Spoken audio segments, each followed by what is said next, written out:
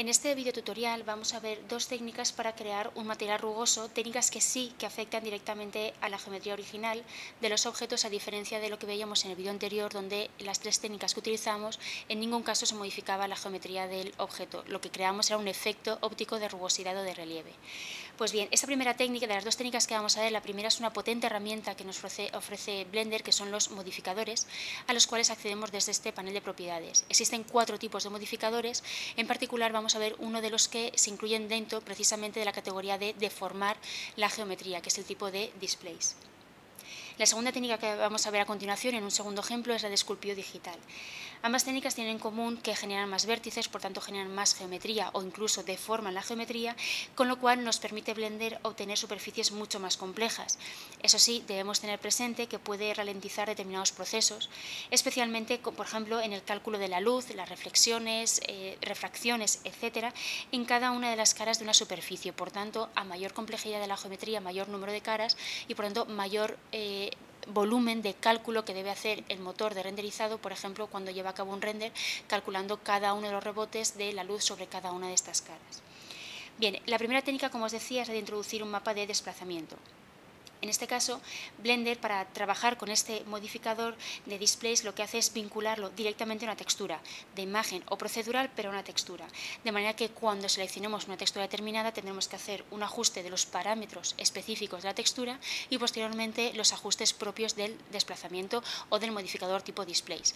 En este caso tengo preparado ya un modificador de tipo displays al cual le hemos vinculado, en el primer ejemplo, una textura de imagen, tal y como vemos aquí en el desplegable del tipo de textura que podamos utilizar. En este caso es una imagen, y esta imagen, ajustando sus parámetros, lo que hemos hecho, si volvemos al displays y lo que vamos a hacer es activarlo, tenemos el modificador oculto, lo que vemos es, tanto desde el modo alámbrico, la ventana que tenéis a la izquierda, vemos, si nos aproximamos, cómo realmente la geometría sí que se deforma como consecuencia de aplicar este modificador, tanto desde el modo alámbrico como desde el modo sólido. Si eliminamos este modificador, vamos a añadir uno nuevo, por tanto, del tipo deformar la geometría de tipo displays, y en este caso, en lugar de utilizar una textura de imagen, vamos a utilizar una textura procedural, aquellas que están calculadas matemáticamente en base a unos parámetros, como os decía hace un momento. Desde la propia ventana del displays, del modificador de displays, nos invita a través de esa casilla, abrir una nueva ventana de texturas y crear una nueva. En este caso, como os decía, en lugar de imagen vamos a seleccionar una del tipo procedural, como por ejemplo podemos seleccionar la de tipo clouds,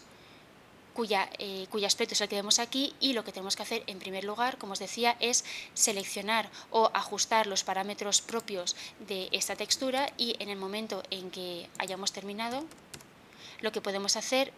lo que debemos hacer es volver al panel de los modificadores, y en el modificador de displays, que ahora sí está vinculado a la textura procedural, lo que tenemos que hacer, entre otros parámetros, es ajustar el parámetro de la fuerza con la cual vamos a aplicar este modificador o esta textura. Lo importante es que en ambos casos, tanto utilizando texturas de imagen como utilizando texturas procedurales, lo que hemos conseguido, y este es el objetivo del modificador, es deformar realmente la geometría. Esto no es un efecto óptico, tal y como vemos en el modo alámbrico. Esto es un efecto real sobre la geometría que se ha visto altamente modificada. La segunda técnica que queremos explicaros es la de esculpido digital, el cual podemos llevar a cabo también desde Blender. Para ello hemos seleccionado un segundo ejemplo, en este caso una jarra, a la que en primer lugar, antes de esculpir digitalmente, vamos a aplicarle un modificador, en este caso del tipo generar. Es decir, vamos a generar una nueva geometría a través de un modificador del tipo multiresolución. Aplicando varios niveles de subdivisión,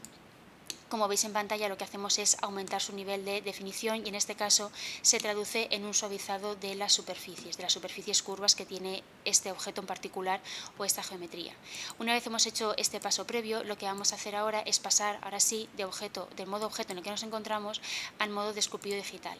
Blender nos ofrece una gran variedad de pinceles, además de otros pinceles que podemos crear y personalizar, y entre ellos están aquellos que nos permiten generar geometría, aquellos que nos permiten suavizar o aplanar la geometría, y otros que nos permiten deformar, mover vértices propios de la geometría, pero sin añadir o eliminar vértices. Si seleccionamos, por ejemplo, un pincel para generar geometría, entre otros muchos parámetros, podemos regular la fuerza con la cual vamos a aplicar este pincel de esculpido y el radio que va a afectar en mayor o menor medida, con mayor área de influencia, a la pieza. Bien, en este caso podemos empezar a esculpir esta pieza. Podemos aproximarnos un poco y empezar a ver cómo se está esculpiendo. Quizás deberíamos darle más fuerza. Lo que vamos a hacer, aquí empezamos a apreciarlo con más claridad, cómo poco a poco los pinceles hay que trabajarlos con mucho cuidado, cómo poco a poco estamos deformando la geometría. De la misma manera podemos hacerlo en cualquier parte del objeto, eso sí, como os decía, con cuidado de los parámetros que estemos utilizando. En este caso conviene utilizar una fuerza mucho menor, incluso un radio de acción mayor. Por ejemplo, podríamos ir probando con este pincel o incluso podríamos ir probando con pinceles tipo Grab, que, como os decía hace un momento, no añaden más geometría, sino lo que hacen es desplazar la geometría que ya de por sí tiene este objeto como consecuencia de su propia geometría y del modificador que acabamos de añadir, y empezar a deformar o a ajustar aquellos vértices que así consideremos necesarios para obtener la imagen final o el acabado final en este caso de la jarra. Bien, con estos modificadores o con estos diferentes pinceles, como os digo, de los tres tipos, y además con la opción de, según qué tipo de pinceles nos permiten añadir geometría o sustraer, por ejemplo, lo que vamos a obtener al final van a ser ejemplos parecidos al que tenemos en pantalla. Por ejemplo, vamos a pasar al modo objeto y vamos a ver el resultado, por ejemplo, de aplicar la geometría,